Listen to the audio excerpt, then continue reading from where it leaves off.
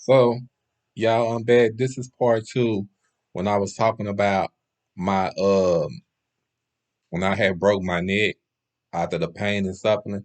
So this is part two of the video. So I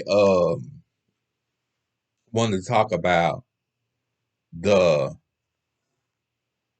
the life you used to live before you got paralyzed and life you live now. So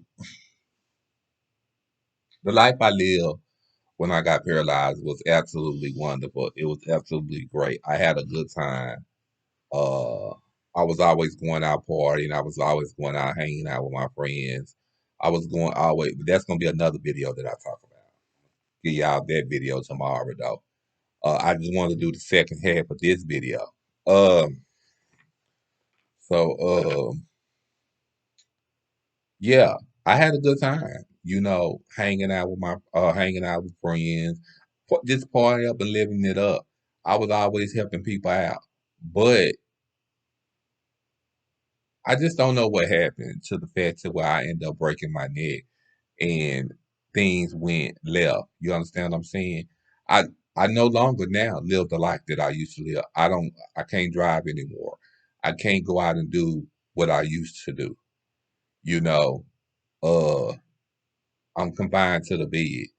I mean, I'm appreciative of I'm still here living because my mom and them told me God will slow you down to show you that he mean business. And I guess I was a prime example, and I guess that he used me for an example to say that I'm showing you who's in charge. You're not in charge. I am. So I guess I can say that in the tech of everything, God has slowed me down to let me know that it's not all about you. Um, how's things been since then? Whew. How's things been since then? I can't really say, y'all. Like when my family have events, I can't go. I stay at home now because I can't go. I can't go. I wanted to go celebrate my grandmama's birthday. I couldn't go do that. I wanted to go see my niece. I couldn't go do that. So whatever goes on, whatever event goes, I can't go. You understand what I'm saying? If something very tragedy happening to my family, I can't go. I remember I had a death in my family. I couldn't go to that, which I was kind of glad. I'm not gonna say kind of glad. I'm gonna say I'm okay with it, but I was so close to this person as well. We talked on the phone a lot. So when I couldn't go say goodbye to get closure, I was upset. And I started this deeping into my deep depression mode. That's why I always talk to y'all about get therapy. Depression is real. You know what I'm saying? It's not fake. Mental health is serious. We living in the days. You know what I'm saying? If something go wrong with us or our body, excuse me, y'all. If something go wrong with us in our body, we can't handle it. And I think that's where I was in life. You know, I'm depressed now.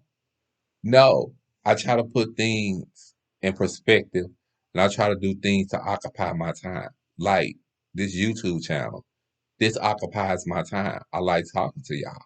You know, if I get lonely, I get on the internet, I see what's going on the internet, or I got internet. So I see what's going on on YouTube. I react to certain videos. I tell people how I feel. I try to share my life to where people will understand and people won't have to go through the same thing that I went through. You understand what I'm saying? Before the accident happened, I was already getting sick. I started to fall down in the bathroom and I had a seizure and I ended up knocking out these two front teeth. I had goals in my mouth. As you can see, they gone. So that was gone. I really couldn't hardly stand up. When I could stand up, I fall back down. Everything that I tried to do, I fall back on. Just as like before, when I first got released from the hospital, I remember my ex friend, which was my roommate, was upstairs getting dressed to get ready to go to the doctor. I ended up getting out of bed because as I said before, my remote fell on the floor. And when my remote fell on the floor, I wanted to get it. And I didn't want to keep calling people to get it. I ended up trying to get out of bed and I ended up falling out of bed and I ended up calling. So the ambulance had to come back and put me back in bed. Uh, it almost caused my friend to miss her doctor's appointment. I mean, it was just almost like, I mean, I'm not saying that her health wasn't important because her health was important. She even said at one time before we got into it that she had put everything on hold for me just because I was there for her and she was trying to be there for me, and then I do this to her.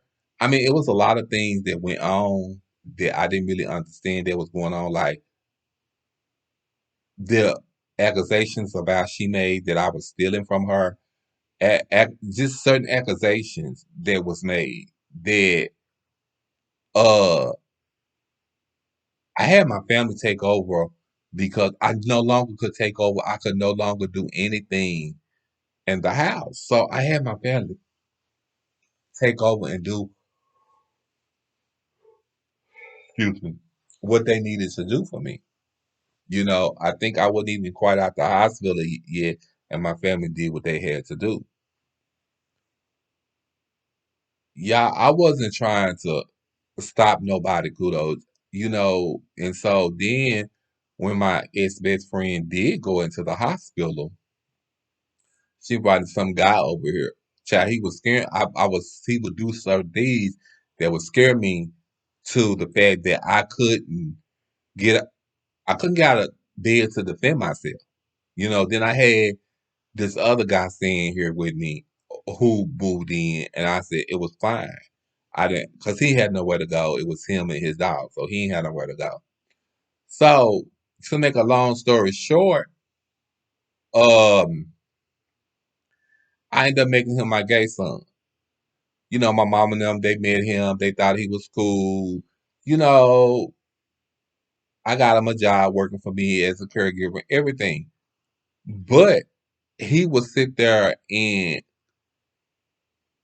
call my mama and tell her that I did this to him and I did that to him.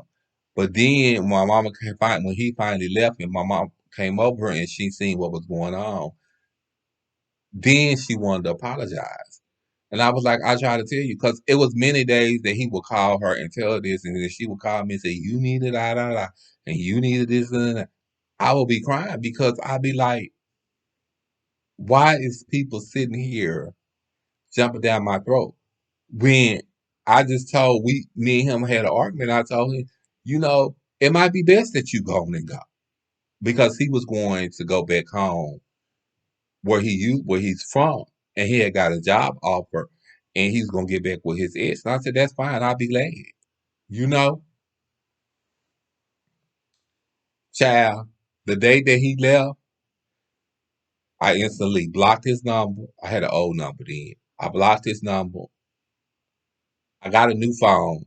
I ended up getting a new phone because my old phone wasn't working. I ended up getting a new phone and got a whole new number. That's how bad I no longer wanted to be bothered with him. But I still see his name on my cash app half of the time. But I don't respond to him. I don't call him. I don't even know his number. I think the last time my mama was over here, she told me he texted her to see how I was doing and see how I was doing. He he claimed allegedly he tried to call me. He made a did and he made a did. I don't know, y'all. But at the end of the day, that relationship and that situation, I was over it. You know what I'm saying? But I'm gonna do another video about friendship. So I just wanted to do this update right here about my life. So thank you, and y'all have a good night.